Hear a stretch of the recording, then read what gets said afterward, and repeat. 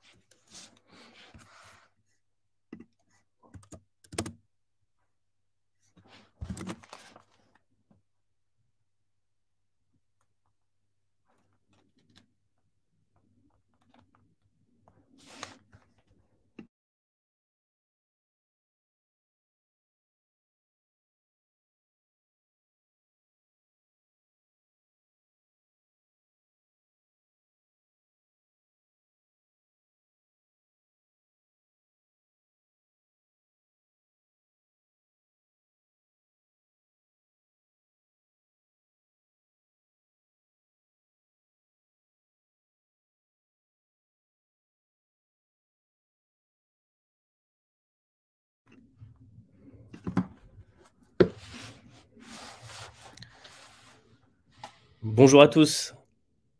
Alors, nous allons attendre quelques minutes avant de démarrer.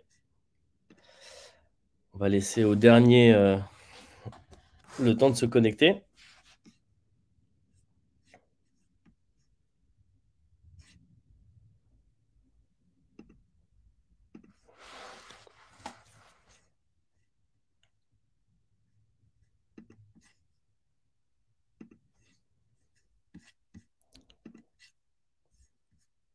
Bon, il est 14 h, on va laisser une petite minute encore. Les participants arrivent.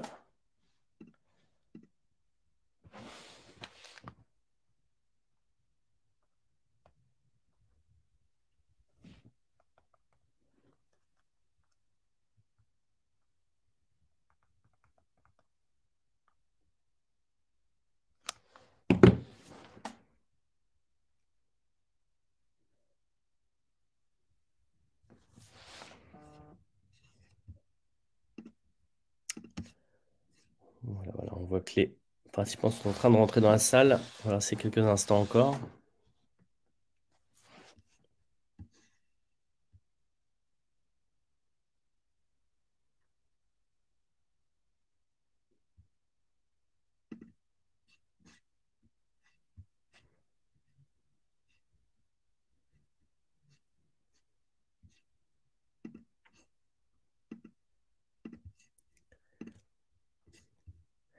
Très bien.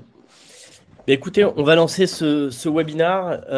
On vous remercie de vous connecter aujourd'hui pour en apprendre plus sur la manière d'aborder la nouvelle législation, donc la PAC 2023 qui aujourd'hui concerne les vins et spiritueux. Et l'idée, c'est de vous aider, à vous accompagner sur la compréhension de la manière dont on va pouvoir s'adapter à cette nouvelle législation et également pour en faire un avantage concurrentiel et utiliser cette législation pour vous permettre d'enrichir votre business, la communication avec vos clients et valoriser vos produits aussi bien en B2B qu'en B2C. Donc le premier élément, je suppose que si vous êtes ici aujourd'hui, c'est que vous êtes au courant, mais je préfère rappeler quand même quelques basiques. Jusqu'aujourd'hui, jusqu'au 2 décembre 2021 plus exactement, la Commission européenne a voté la fin de l'exemption pour les boissons alcoolisées, de l'exemption des inscriptions de composition, de valeur énergétique et de valeur nutritionnelle. Une échéance a été mise pour cette fin d'année, donc ce sera au 8 décembre 2023, où les vins et spiritueux devront avoir sur leur étiquetage des informations de composition sur la valeur énergétique et les valeurs nutritionnelles de leurs produits. Donc, il y a plusieurs objectifs derrière tout ça. C'est d'ailleurs assez intéressant, ces objectifs qui aujourd'hui transparaissent beaucoup chez Connecting Food à travers nos clients et aux différents sondages qui ont pu être faits auprès des consommateurs. C'est déjà pour répondre à ce besoin de transparence et redonner confiance aux clients. Et puis également, je dirais un effet de bord, c'est d'être capable de pouvoir fiabiliser les productions et donc de jouer cette transparence totale avec les clients finaux. Alors, de quelle manière la PAC 2023 a demandé de mettre en place cette nouvelle, je dirais, obligation? Eh bien, pour faciliter l'affichage et pour la PAC encourage l'affichage dématérialisé via un QR code qui va être autorisé sur les bouteilles à 3 endroits. L'étiquette, la collerette et la contre-étiquette. Le gros intérêt qu'on a également avec le QR code, étant moi-même consommateur de vins et spiritueux, attaché également à l'étiquette des vins, c'est vrai qu'il aurait été peut-être un peu compliqué pour la majorité des maisons d'allonger leurs étiquettes, de mettre toutes ces informations à l'arrière des bouteilles et donc de venir quelque part altérer ce support de communication que vous avez sur les produits que vous proposez. Alors, plusieurs avantages sur les étiquettes dématérialisées via QR code. Il y en a un premier dont on vient de parler, c'est qu'un QR code peut prendre très peu d'espace sur les étiquettes et permet de partager un grand nombre d'informations, que ce soit auprès des consommateurs finaux, mais également en termes de B2B. On y reviendra un petit peu plus tard. Donc, le premier intérêt, c'est effectivement de favoriser la compréhension du consommateur avec une meilleure lisibilité. Aujourd'hui, on pourrait presque remercier le Covid, tout le monde est habitué à scanner un QR code, à récupérer des informations et à venir se renseigner, les lire et naviguer sur ce type de web app. Puis, il y a une autre partie qui est très importante et qui va, on l'espère, faciliter votre quotidien, c'est le fait de pouvoir aborder la problématique de multilangue. Des différentes langues. Surtout quand vous travaillez l'exportation, l'intérêt du QR code est de pouvoir adapter le texte à la langue du téléphone, donc être sûr que la personne qui va consulter les informations puisse bien les lire, les comprendre. Et ça vous facilite également, je dirais, les prévisions en ce qui va concerner notamment l'impression de ces étiquettes. Être sûr finalement que d'avoir une seule étiquette vous permet de communiquer en plusieurs langues auprès des consommateurs finaux. J'ai juste une petite précision que je n'ai pas donnée en début de ce webinaire. Je vous invite, si vous avez des questions, à les mettre dans le chat. Ça me permettra d'y répondre à la fin. Un autre avantage du QR code, c'est son adaptabilité. Toutes les informations qui vont être mises dans un QR code vont pouvoir être modifiées sans coût additionnel, directement via un outil comme Connecting Food. Et le gros intérêt, c'est qu'aujourd'hui, si la loi peut parfois être sur certains points assez floue, cette approche-là vous permettra de vous adapter très, très rapidement aux nouvelles demandes, qu'elles soient françaises, européennes ou en dehors de l'Europe. Puis également, partager toutes les informations, notamment sur la gestion des matières sèches. Un autre élément très important, c'est la partie contrefaçon. Vous le verrez, Connecting Food travaille sur une technologie de blockchain. On fait tout un travail sur la donnée dont on abordera un petit peu plus tard. Mais cela permet également de pouvoir prouver que la bouteille que l'on achète vient bien de la maison que l'on souhaitait goûter. Alors, il y a plusieurs questions, effectivement, qui se posent autour de cette PAC 2023. La première, c'est comment simplement intégrer ces nouveaux éléments. Donc, on l'a vu, le QR code est un moyen. Finalement, le QR code est un lien qui permet d'accéder à une page web. Par contre, cette page, il va falloir la nourrir. La nourrir, ça veut dire être capable d'intégrer les informations demandées et les informations utiles de manière simple et intelligible pour le client final. Quand on a quelques bouteilles, on peut saisir ces informations-là à la main. Quand on commence à parler de volume, le travail manuel n'est pas possible. Donc, amène la deuxième question, comment est-ce qu'on peut industrialiser rapidement, encore une fois, l'échéance est au 8 décembre 2023, le process d'intégration des données. Surtout quand parfois la donnée n'est pas forcément au même endroit, quand la donnée n'est pas normée. Donc, on abordera ces points-là juste après. Et puis également, comment garantir la fiabilité de ces données. C'est un élément très important, c'est être capable vis-à-vis des tiers de garantir que la donnée que vous leur transmettez à travers cette web app accessible via le QR code est une information que l'on peut croire. Passer finalement du marketing, je dirais de la confiance, à des éléments de preuve qui viennent appuyer le travail que vous faites en amont. Puis il y a une autre question qui se pose. Aujourd'hui, on parle beaucoup, et c'est ce qu'on vit un peu chez Connecting Food quand on parle à des personnes de votre métier, sur toute la filière viticole. Pour certains, c'est vu comme une contrainte. Alors effectivement, quand on demande d'intégrer de nouveaux éléments, ça peut être en général pris comme une contrainte.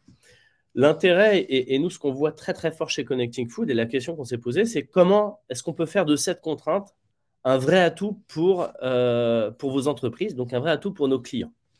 c'est les questions auxquelles on va répondre aujourd'hui. On va vous parler un petit peu de Connecting Food, de notre approche, du travail qu'on fait déjà avec d'autres clients. On ira voir d'autres exemples en dehors de votre secteur sur des univers complexes, des univers très complexes, des produits carnés notamment, pour vous montrer un petit peu de quelle manière on est capable d'automatiser, de simplifier l'adaptation à cette nouvelle problématique. Alors effectivement, chez Connecting Food, on a une approche qui est centrée sur le produit. On essaye d'apporter de la simplicité dans des univers complexes. L'industrie agroalimentaire et viticole sont des univers complexes, des univers vivants. Et aujourd'hui, on est fiers de pouvoir vous présenter une approche totalement innovante qui nous a valu un prix au niveau de l'IIT l'année dernière, classé parmi les Deep Tech. Et on a ici deux blocs très distincts. Donc à gauche, vous avez les blocs Digital Twin et Blockchain que je vais vous expliquer juste après. Et puis des modules, Live Audit et Live Scan, qui permettent vraiment de répondre à cette nouvelle législation de la PAC 2023. Donc il y a deux principes qu'on souhaitait vous expliquer aujourd'hui et qu'on illustrera à travers une très rapide démo de la plateforme. Le premier, c'est le concept des Digital Twin ou jumeaux digitaux. Un digital twin, ça parle peut-être pas à tout le monde ici aujourd'hui. Pourtant, vous l'utilisez quasiment quotidiennement. Je suppose que vous avez tous ce petit objet dans votre poche avec un Waze ou un Google Maps à l'intérieur.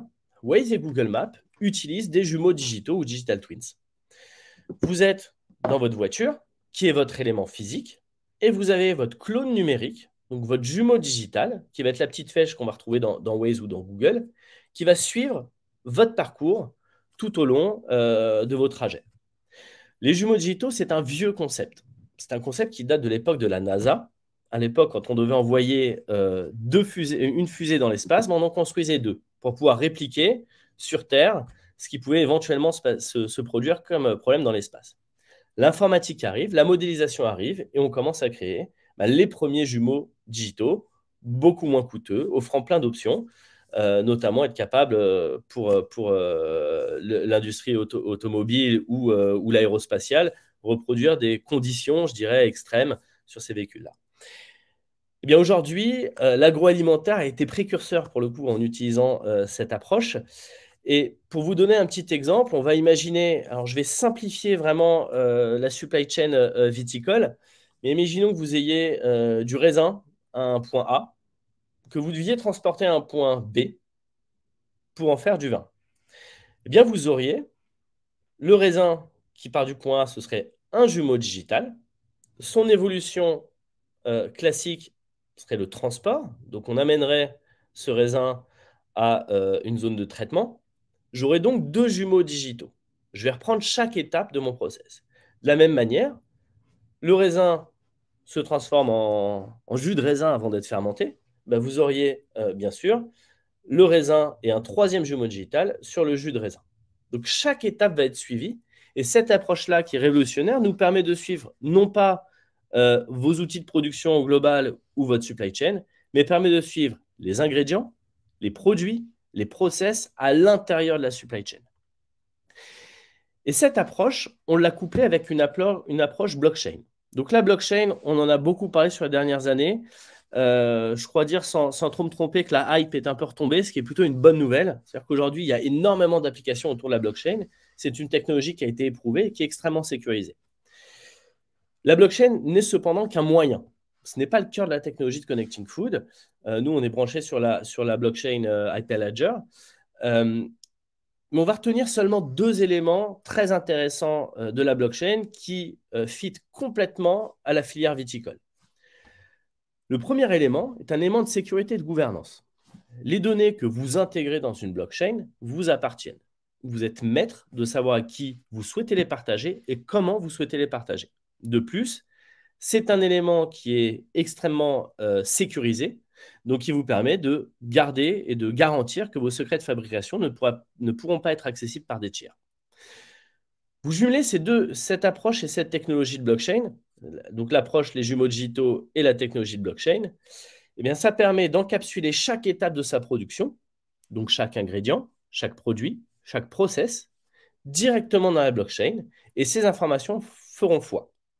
Typiquement aujourd'hui, si vous avez des certificats, du vin bio, du vin nature, vous allez pouvoir intégrer ces certificats dans la blockchain et donc prouver, le cas échéant, à travers une web app, ce qu'on verra juste après, tout le travail que vous avez fait en amont et valoriser votre produit par la donnée. Et bien sûr, répondre à la législation.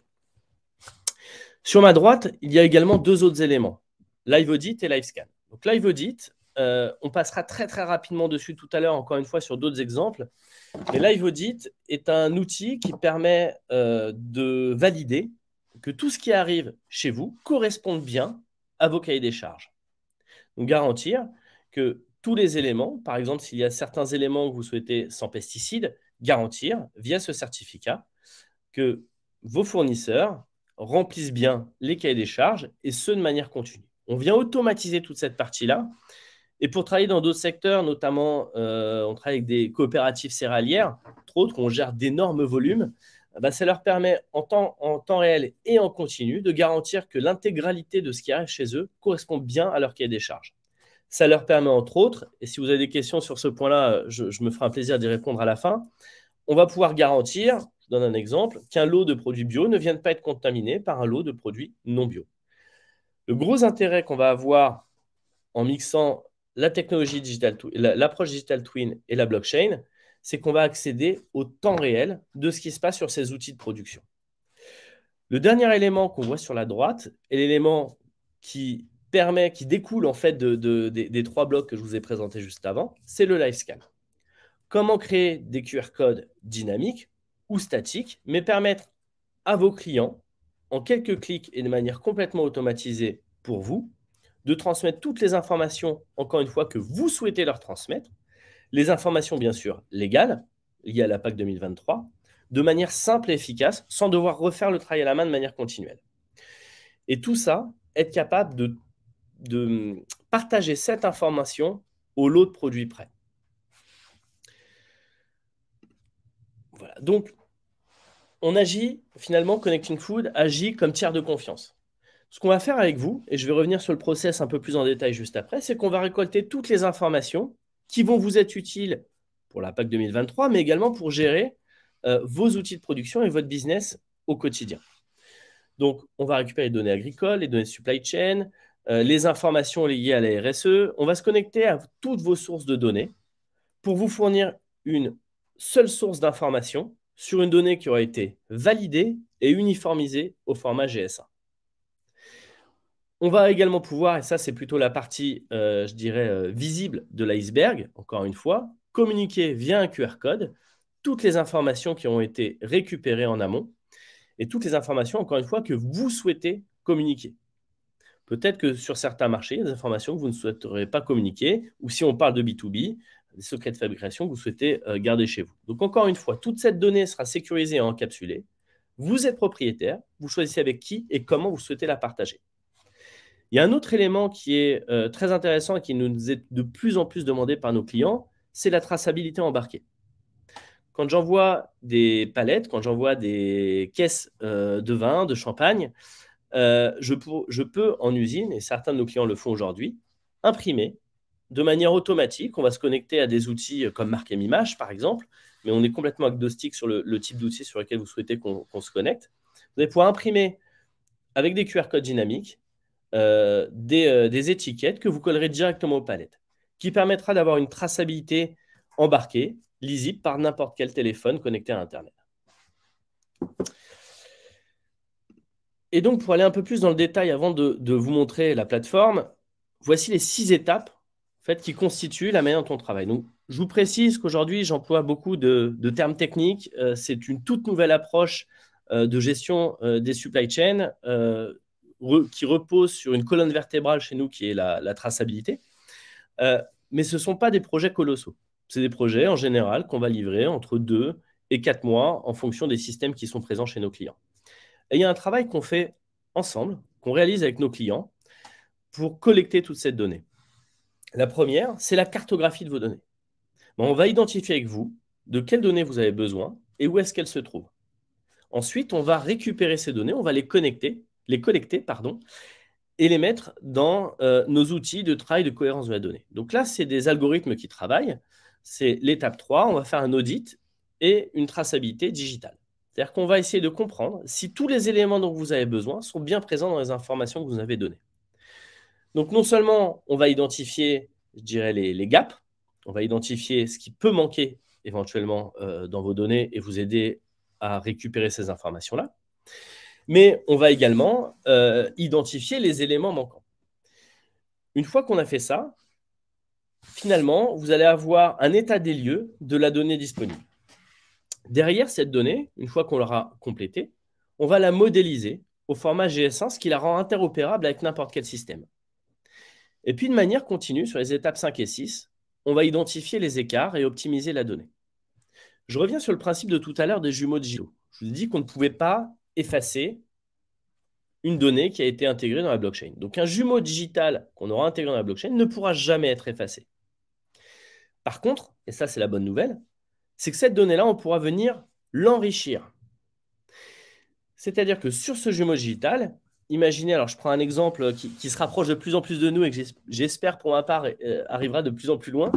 Imaginez demain que le métaverse se répande et que dans 5 ans, on se retrouve tous chez nous avec des lunettes de VR pour aller acheter du vin ou du champagne. Quand on parle de vin et de champagne, on parle d'expérience, on parle de sens. Là, ça veut dire que finalement, dans les rayons ou chez mon caviste d'un métaverse, je vais devoir recréer cette expérience-là. Donc, je vais devoir produire des images en Web 3.0, par exemple. Ben, tout le travail ne sera pas à faire. Vous êtes déjà prêt pour ça, puisqu'il vous suffira de venir intégrer les jumeaux digitaux, de venir enrichir, les jumeaux digitaux avec cette nouvelle information. Donc, l'intérêt de la technologie, c'est qu'elle fonctionne, elle permet de s'adapter continuellement aux éventuelles nouvelles législations ou nouveaux besoins techniques. Mais il y a, excusez-moi, les étapes 5 et 6 qui sont très importantes, puisque c'est des étapes qui ne s'arrêtent jamais. C'est-à-dire qu'imaginez que dans votre ERP, par exemple, un numéro de lot soit mal saisi. Ça, aujourd'hui, dans vos systèmes, vous ne le voyez pas. Ben, nous, ce travail d'identification des écarts et d'optimisation, on va le voir sur le run, sur la durée de notre collaboration. On va le voir instantanément à cet endroit-là. C'est-à-dire que en temps réel, on sera capable de vous dire, attention, cette donnée-là est manquante. Et donc, ça vous permettra de garantir que vous ayez à chaque fois toutes les informations et toute la traçabilité nécessaire aux différents partenaires que vous pouvez avoir. Donc, pour résumer, donc là, on a pris un exemple sur de la farine et du blé complet. J'ai mon blé qui arrive, qui se transforme en farine. J'ai un certificat ici qui m'a dit qu'il est conforme au sourcing durable, si c'est un de mes éléments importants. Il se transforme en pain et derrière, toutes ces étapes-là sont visibles via une web app. Donc, ici, c'est un peu ce qu'on a fait pour un de nos clients qui s'appelle Juste et Vendéen, donc sur le Muscadet Juste. On est capable de scanner un QR code, celui-ci est désactivé, donc ne le scannez pas, je pourrais en envoyer après cette présentation qui est actif. On a évidemment toutes les informations de traçabilité par lot, donc finalement le storytelling du produit. Ce qui est intéressant notamment quand on parle de vins et spiritueux, c'est de connaître les origines. Les vins ont une histoire, les spiritueux ont une histoire. Ben, être capable de géolocaliser sur une carte pour dire attention, ce vin a été produit à tel endroit et a été transformé à tel endroit, parler de toute l'histoire de votre produit est faisable, est complètement faisable via cette web application. C'est également un espace de communication entièrement personnalisable. Vous allez pouvoir évidemment communiquer toutes les informations liées à vos process de fabrication, finalement à l'histoire du produit, à la traçabilité du produit via la web app. Tout ça encapsulé dans une blockchain et validé par un tiers de confiance qui est Connecting Food. Mais vous allez également avoir un accès qui vous est dédié.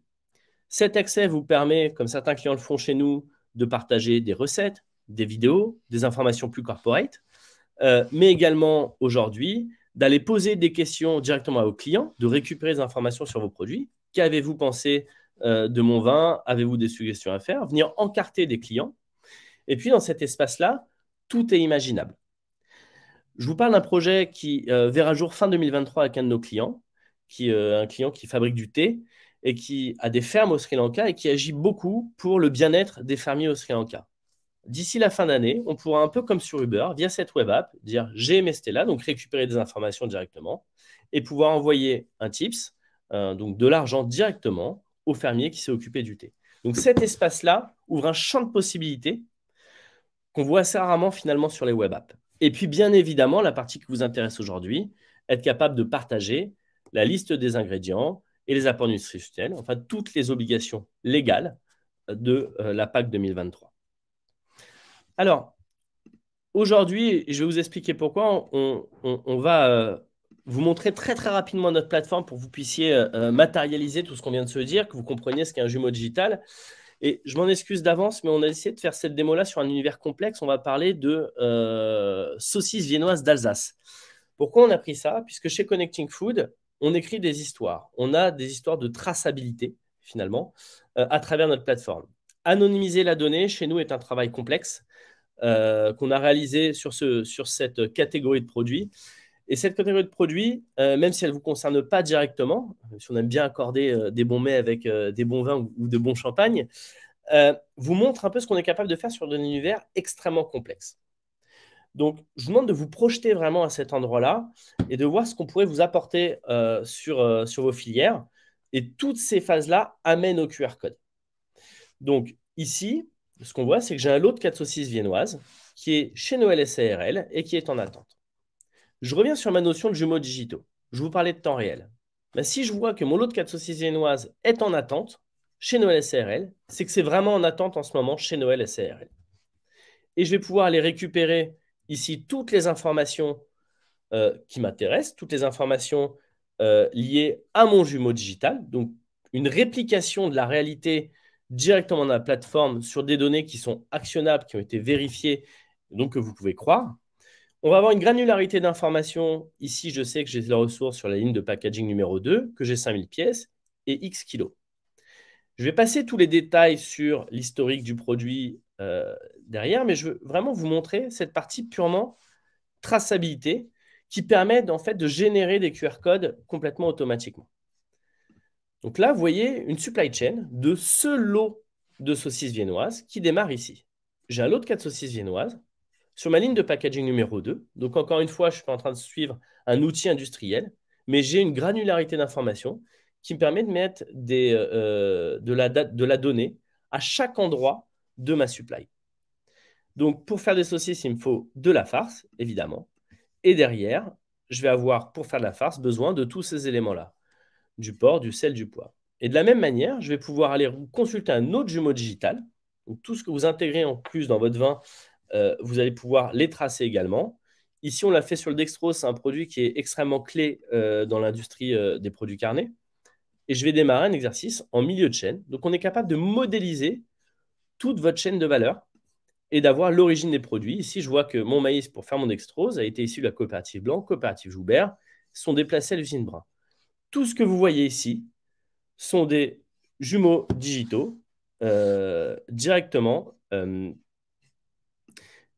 Excusez-moi, j'ai l'impression que personne ne voyait mon écran depuis quelques minutes. Effectivement, je n'ai pas eu d'alerte. Je m'en excuse. Je suis vraiment désolé, les messages apparaissent sur le côté. Je vais reprendre très très rapidement. Vous avez déjà eu l'histoire. Donc, je reviens là-dessus. Vous avez donc, excusez-moi pour ce petit problème technique, vous avez donc le lot de saucisses dont je vous parlais, qui est en attente dans la société Noël SARL, et je vais aller consulter donc, ce produit qui est directement dans mon usine. Et donc, c'est là où, hop, j'ai mes informations de traçabilité. Et comme je vous le disais, on est capable de modéliser vos supply chains.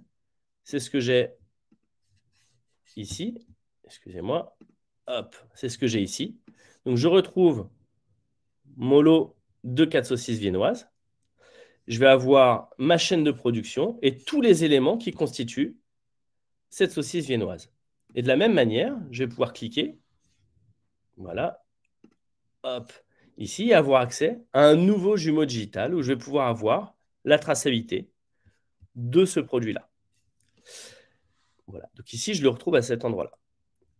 Maintenant, je vais tricher un peu. Je vais vous montrer ce qu'on est capable de faire, encore une fois, sur des environnements extrêmement complexes. Et je vais réaliser ici un exercice de traçabilité des plus complexes. Donc, reportez ça à votre univers du vin qui va être certainement sur certains aspects beaucoup plus simples à regarder. Donc là, on fait le cauchemar des industriels de l'agroalimentaire. J'ai des saucisses viennoises d'Alsace et des paupiètes de veau. deux produits complètement différents, mais avec des éléments en commun. Ça, c'est un exercice de traçabilité qui est quasiment impossible à faire en moins de 4 heures. Et donc là, on va le réaliser en moins d'une minute pour montrer un peu la rapidité d'exécution de l'outil. Et voilà, vous avez une idée à cet endroit-là de la taille de la supply chain. Et tous les éléments que vous voyez en jaune et orange, ce sont les points communs entre ces deux produits-là. Donc on a identifié en quelques secondes tous les points communs entre ces deux produits différents qui permettent d'identifier les éventuelles sources de problèmes. Voilà.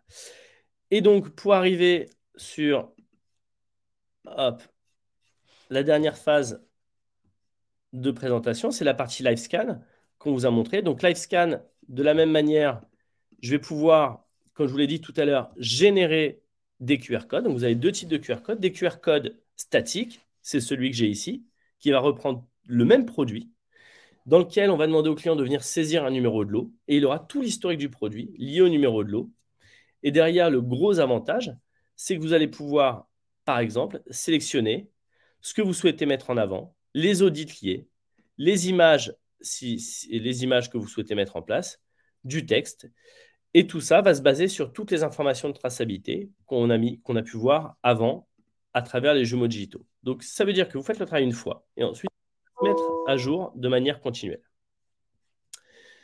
Par contre, on va aussi voir que les QR codes peuvent être créés de manière complètement dynamique. Donc là, je vais avoir plusieurs lots de saucisses avec des lots différents et tous les QR codes liés à ces lots.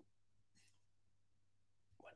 Donc, je vais retourner très rapidement sur la présentation. Et pour résumer un petit peu ce qu'on s'est dit aujourd'hui, ce que j'ai répété une fois parce que j'avais partagé le mauvais écran et je m'en excuse encore. Notre métier, c'est de vous accompagner justement pour répondre à cette nouvelle législation et cette nouvelle demande de la PAC 2023. Mais on va au passage sécuriser et fiabiliser toutes vos données. On va faciliter l'actualisation des données par l'automatisation. On va garantir l'authenticité, la composition et la provenance puisqu'on fait office de tiers de confiance. Et on va valider, on sera capable de valider vos cahiers des charges en temps réel et de manière continue. Petite précision également liée aux dernières annonces de GS1.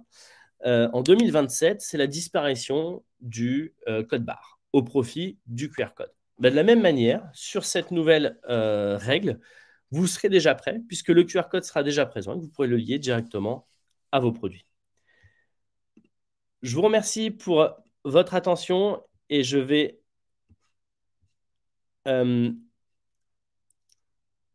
alors, est-ce que je lis vos messages? Voilà, j'ai vu que vous étiez resté bloqué et je n'avais pas entendu, je n'avais pas vu vos messages. Si vous avez des questions, je vous laisse peut-être les poser.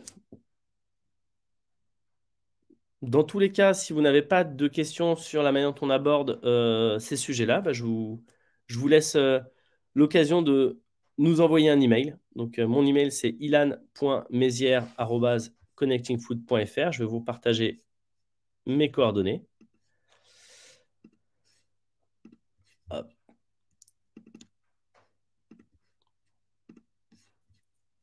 Voilà. Et n'hésitez pas si vous avez d'autres questions. Je laisse l'écran quelques minutes au cas où il y aurait d'autres questions. Donc, nous avons Estelle qui est en train de taper.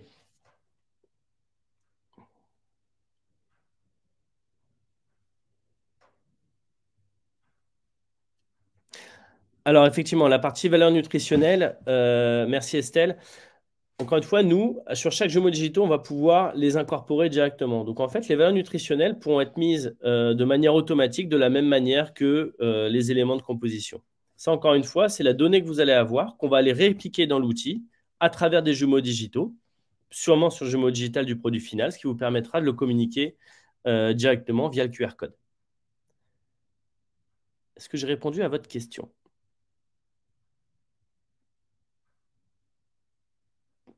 Très bien.